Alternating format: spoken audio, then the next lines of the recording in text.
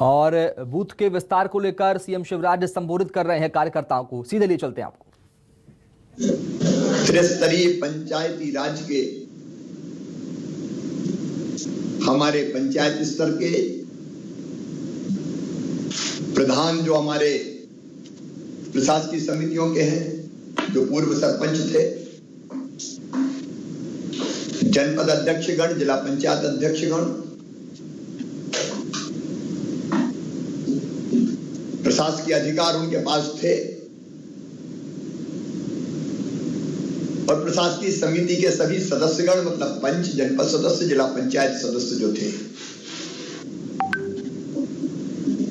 आज आपको एक विशेष प्रयोजन से मैंने बुलाया है। अधिकारों की बात सदैव होती है। आज मैं कर्तव्य से प्रारंभ करना चाहता हूं।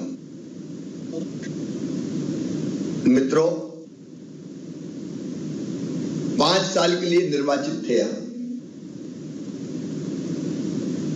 पंचायत चुनाव डिले हुए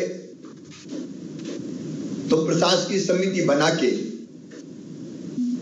आपको मैंने दायित्व सौंपा। अब पंचायत चुनाव में फिर व्यवधान आया है। एक मेरी बड़ी दृढ़ मान्यता है कि लोकतंत्र में निर्वाचित जनप्रतिनिधि निश्चित तौर से जनता के प्रति जवाबदेह होता है और उसी भाव से हमने प्रशासकीय समिति के अध्यक्ष और सदस्य बनाकर आपको जिम्मेदारी सौंपी थी। आज मैं वो चर्चा करूं उसके पहले एक महत्वपूर्ण जिम्मेदारी आपको सौंपना चाहता हूं। कोविड की तीसरी लहर हमारे प्रदेश में आ चुकी है। हम सब जानते हैं तेजी से कोविड पेशेंट्स की संख्या बढ़ती जा रही है। ये समय कोविड की तीसरी लहर से मुकाबले का समय है। सरकार कोई कसर नहीं छोड़ेगी, लेकिन इसका मुकाबला जनता के साथ मिलकर हो सकता है। इसलिए क्राइसिस मैनेजमेंट कमेटी के रूप में भी आपने पंचायत स्तर पर, जनपद स्तर पर, जिला पंचायत के स्तर पर महत्वपूर्ण भूमिका का निर्वाह किया है। आज मैं फिर आपसे अपील करता हूं कि फिर से मैदान में हमको जुट के, और जब मैदान की बात करता हूं तो सबसे पहले पंचायत स्तर पे, क्योंकि कोविड से अगर निपटना है तो डिसेंट्रलाइज, विकेंद्रित व्यवस्था करके ही निपट सकते हैं। बल्लभ भवन से नहीं निपटा जा सकता। और इसलिए आप सब जो सरपंच और पंच है, पूर्व साथ लगा हुआ है, लेकिन दायित्व आप निभा रहे हैं। आप पंचायत स्तर के कोविड क्राइसिस मैनेजमेंट कमेटी की जवाबदारी निभाएंगे। जो जनपद के अध्यक्ष और सदस्य रहे हैं वो जनपद के स्तर पर निभाएंगे, और जिला पंचायत वाले जिले के स्तर पर जिला क्राइसिस मैनेजमेंट कमेटी के सदस्य के रूप में काम करेंगे। सजग रहना है, घबराना नहीं है, क्योंकि कोविड की यह लहर दूसरी लहर से घातक कम है। अस्पताल में भर्ती केवल 4% के आसपास लोग होते हैं, उनमें भी कई ऑक्सीजन बेड पे नहीं है, सामान्य बिस्तरों पर है। लेकिन सतर्क तो रहना है और मुकाबला करके इसको हराना भी है। इसलिए नंबर 1, जिलों को जो टेस्ट दिए वो टेस्ट कहां से पूरे होंगे, क्योंकि टेस्ट से ही पता चलता है कि कितने लोग पॉजिटिव आए हैं नहीं तो वो घूमते रहते हैं, तो बाकी को पॉजिटिव कर देते हैं। तो जिले के टेस्ट का लक्ष्य पूरा करना है ग्राम पंचायतों से। कलेक्टर ये सुनिश्चित कर ले, जिले के टारगेट भोपाल से तय होते हैं और कलेक्टर सुनिश्चित करेंगे किस ब्लॉक में कितने टीका लगे, कितने टेस्ट होंगे और किस पंचायत में कितने टेस्ट होंगे। और आपकी जवाबदारी है कि वो टेस्ट करवाएं, सैंपल मतलब लोग दें। दूसरा, गांव में अगर किसी को जरा भी सर्दी जुकाम या बुखार है, अब सर्दी जुकाम तो बिल्कुल साधारण मान लेते हैं, तो मैं आपको जवाबदारी सौंप रहा हूं, उनके टेस्ट आप जरूर करवाएं, तुरंत करवाएं। उनको प्रेरित करेंगे भाई दे दो, नहीं तो वो घूम के बाकी कहीं को संक्रमित कर देंगे। दूसरी सबसे बड़ी चीज जिसकी मैं आपसे अपील करता हूं, टीकाकरण जो होना है, विशेषकर रह गए लोगों का, बहुत कम लोग बचे हैं पहले और दूसरे डोज के लिए। जो पहले में छूट गया उनका पहला, और दूसरे का अगर समय पूरा हो गया तो दूसरा। और तीसरी बात, अभी स्कूल बंद हो गए तो कई बच्चे छूट गए 15 से लेकर 18 साल तक की उम्र के। तो जो हमारे गांव में जो बच्चे स्कूल भी नहीं जाते, उनको ढूंढ ढूंढ के घर घर ले जाके टीका उनको लगवाएं। ये जवाबदारी आपकी है। कोई भी अपनी पंचायत में बिना टीके के नहीं छूटना चाहिए। अभी 15 से लेकर 18 तक के कवर करेंगे, उसके बाद फिर आगे कोई और गाइडलाइन आएगी तो उसके नीचे के बारे में भी विचार होगा, लेकिन 15 से 18 कवर कर लें। जो हमारे जिला पंचायत के अध्यक्ष है, जनपद में जो है वो फीवर क्लिनिक की व्यवस्था भी जरूर देखें। फीवर क्लिनिक कलेक्टर से बात करके सब जगह होने चाहिए ताकि लोग टेस्ट करवाते रहें। कलेक्टर ये सुनिश्चित करेंगे कि 24 आवर्स में टेस्ट की रिपोर्ट आ जानी चाहिए ताकि स्प्रेडर के रूप में कोई ना घूमे। और रिपोर्ट आते ही ब्लॉक स्तरीय क्राइसिस मैनेजमेंट कमेटी के साथ समन्वय करके संदिग्धों की टेस्ट भी जरूर करवाएं, कॉन्ट्रैक्ट ट्रेसिंग जिसको कहते हैं। फिर एक काम और आपको करना है, अगर कोई पॉजिटिव आता है तो घर में आइसोलेट करना है। अब वो ढंग से आइसोलेट रहे, ये भोपाल से मैं नहीं देख सकता, आपको देखना है। उसके पास दवा का किट पहुंच जाए, आपके साथ प्रशासन के लोग रहेंगे, पंचायत सचिव, रोजगार सहायक, आंगनबाड़ी कार्यकर्ता, आशा कार्यकर्ता, लेकिन देखना आपको है। तो ढंग से वो अलग थलग रहे, मेडिकल किट मिल जाए, दवाई लेना शुरू कर दे। समय पे दवा शुरू होगी तो इन्फेक्शन नहीं बढ़ेगा। और अगर घर में होम आइसोलेशन की व्यवस्था नहीं है, एक आधी कमरा है, तो पंचायत स्तर की हमारी समिति ब्लॉक और या जिले से संपर्क करके कलेक्टर व्यवस्था बनाएंगे, उनको कोविड केयर सेंटर में भर्ती करवाएं। और कोविड केयर सेंटर के लिए एम्बुलेंस उपलब्ध कराना कलेक्टर की जवाबदारी है।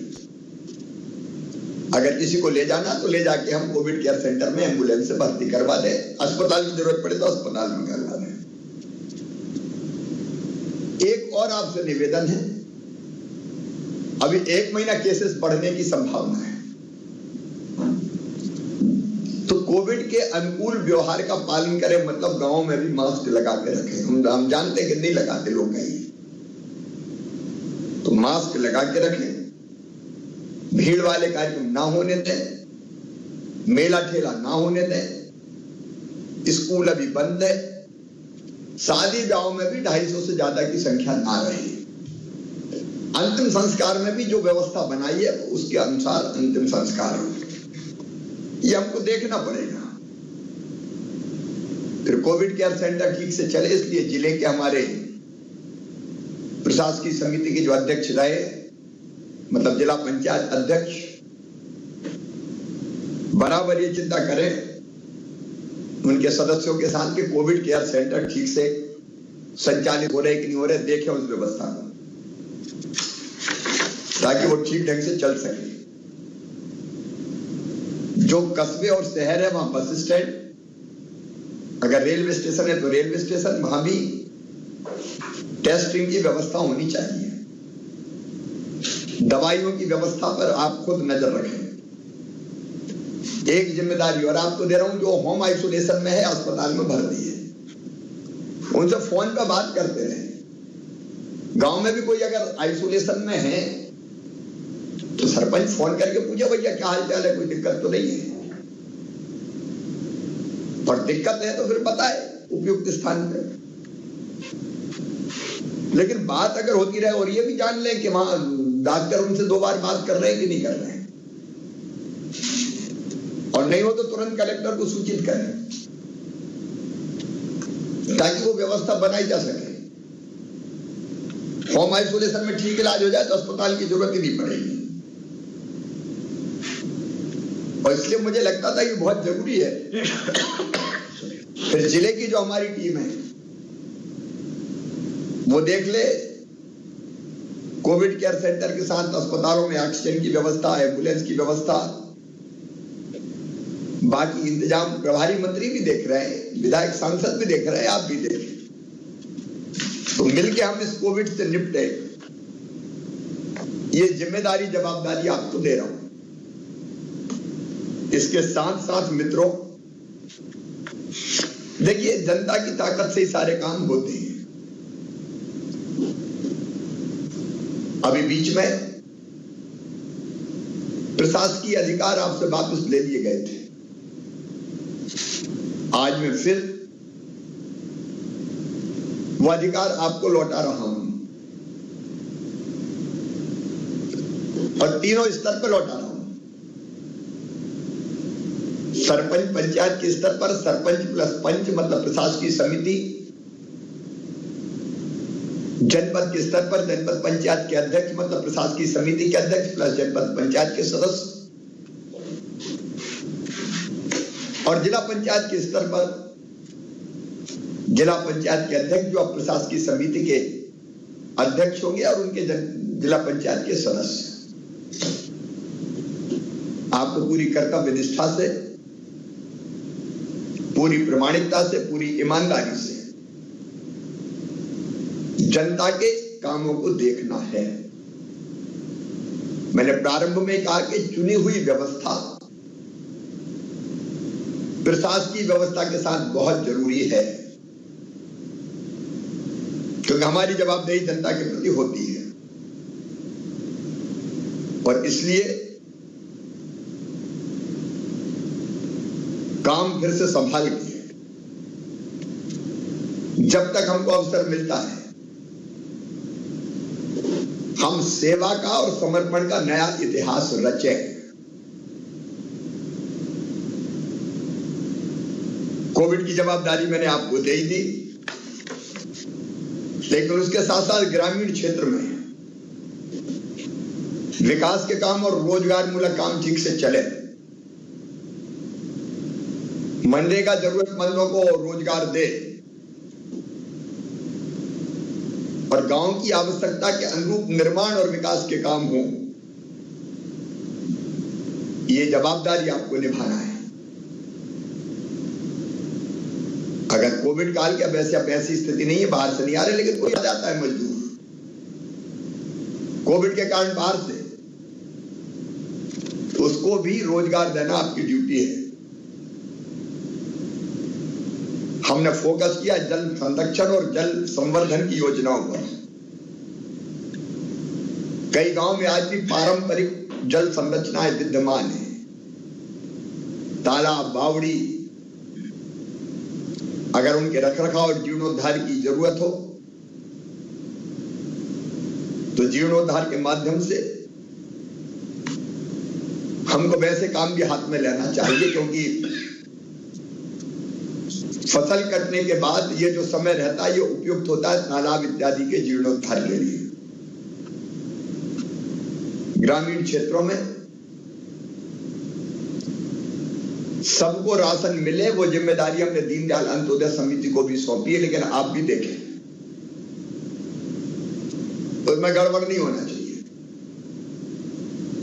गड़बड़ करने वाले को हम नहीं छोड़ेंगे, हमारा दृढ़ निश्चय है। और जो हमारे विभिन्न आवास योजनाओं के पीएम आवास योजना और बाकी मकान बनते हैं तो निश्चित समय पर पूरे हो जाए, किस्त समय पर मिल जाए, और कैसे किफायती तकनीक का उपयोग करके कम पैसे में ज्यादा काम हो जाए। कई जगह बहुत अच्छे काम चल रहे हैं, सेंटरिंग के लिए हमारे सेल्फ हेल्प ग्रुप काम कर रहे हैं, कई बार इकट्ठी सस्ती सामग्री खरीद लेते हैं तो हर एक को अलग अलग नहीं जाना पड़ता। तो इसमें भी आप एक नया आदर्श कैसे उपस्थित कर सकते हैं उसकी कोशिश करें। एक स्वच्छता अभियान ग्रामीण क्षेत्र का प्रारंभ हुआ है, प्रधानमंत्री जी का संकल्प और सपना है। स्वच्छता कई बीमारियों का अपने आप इलाज है, इसलिए स्वच्छता मिशन में, स्वच्छ भारत मिशन में हमारा गांव सबसे स्वच्छ कैसे हो, ODF प्लस कैसे बने, ये सामुदायिक और व्यक्तिगत स्वच्छता के काम और योजनाओं का क्रियान्वयन वो भी आपको करना है। पूरे गांव को और ग्राम पंचायत को संपूर्ण रूप से स्वच्छ और सुंदर बनाना है। मैं रोज एक पेड़ लगाता हूं, आप भी तय कर सकते हैं कि गांव में कोई स्थान तय करके, और जब भी किसी के यहाँ जन्मदिन हो, शादी की वर्षगांठ हो, शादी हो या माता पिता की पुण्य स्मृति हो, एक पेड़ लगवा दो। तो धीरे धीरे हम ग्रीन कवर बढ़ाने में भी, पर्यावरण बचाने में भी सहायक हो सकते हैं। स्व सहायता समूह एक नई ताकत के रूप में उभर रहे हैं। महिलाओं के स्व सहायता समूह, उनको हमें प्रेरित करना है, विकसित करना है। जहां गठित रही है वहां गठित करने में सहयोग देना,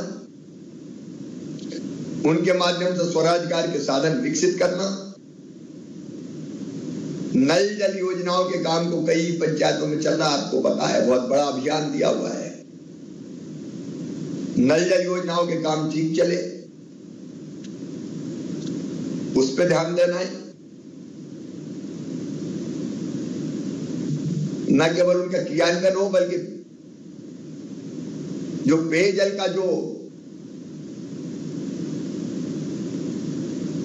टैक्स रहता है उसकी वसूली भी हो, तब योजनाएं ठीक से चल पाएंगी। रोजगार मूलक जितने काम हो सकते हैं उन सबको ठीक से क्रियान्वित करवाना है।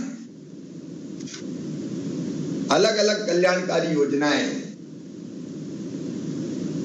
वो अनेकों हैं, बच्चों के लिए है, गरीबों के लिए है, दिव्यांगों के लिए है, महिलाओं के लिए है, बच्चों की छात्रवृत्ति है, मध्याह्न भोजन है, आंगनबाड़ी है। अब ये सब कैसे ठीक से चले, एक बार आप तय करो कि आपके गांव में कोई बच्चा कुपोषित नहीं रहेगा। फिलहाल आंगनबाड़ी पे कुछ समय के लिए रोके, लेकिन रेडी टू ईट राशन घर तक पहुंचे, वो बच्चे उसको खाएं ताकि वो कुपोषण से बाहर रहे। तो इस तरह की जितनी योजना है, मैं भी एक आंगनबाड़ी ले रहा हूं, आप अपने गांव की आंगनबाड़ी ले लो हाथ में, क्या हम इसमें ठीक करके बताएंगे हमारे गांव का कोई बच्चा कुपोषित नहीं रहेगा। बेटी का जन्म हो तो गांव में खुशी मने कि लाडली आई है। ये सामाजिक परिवर्तन के वाहक भी आप बनो। मैं सचमुच में आपके साथ मिलके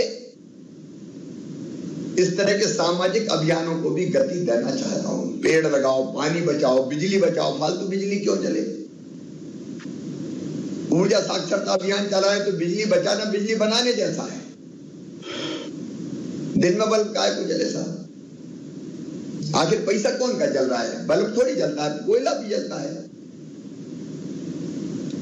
बनाने में पैसा लगता है तो पैसा जलता है उसमें। तो जितनी जरूरी है उतनी उपयोग करें अपन। तो ऊर्जा साक्षरता अभियान उसको भी गति देना है। आओ मिलके हम कोविड का मुकाबला भी करें, विकास के कामों को गति भी दें और समाज सुधार के आंदोलन भी चलाएं, जो जिनकी मैंने अभी चर्चा की। पेड़ लगाओ, पानी बचाओ, जल संरचनाएं बनाओ, बिजली बचाओ, बेटी बचाओ, इन सारे अभियानों को गति गांव में दी जा सकती है। गांव में सामाजिक समरसता का भाव बने और मिलजुल के ग्रामवासी काम करें। अब जब होंगे चुनाव देखा जाएगा, जैसा भी 2 महीने 4 महीने जो भी लगे, लेकिन हम उस दिशा में पूरे गांव को एक करके विकास और जन कल्याण के कामों से जोड़े। इतना जरूर है कि अगर कहीं दुरुपयोग हुआ तो प्रशासकीय अधिकार दुरुपयोग करने वाले से वापस ले लिए जाएंगे। तो वो सावधानी रख के कैसे बेहतर से बेहतर काम करके आप दिखाएं, इसका मैं आपसे आह्वान करता हूं। और तत्काल आज ही अभी आपको प्रशासकीय अधिकार देने के आदेश जारी किए जा रहे हैं। बहुत बहुत धन्यवाद।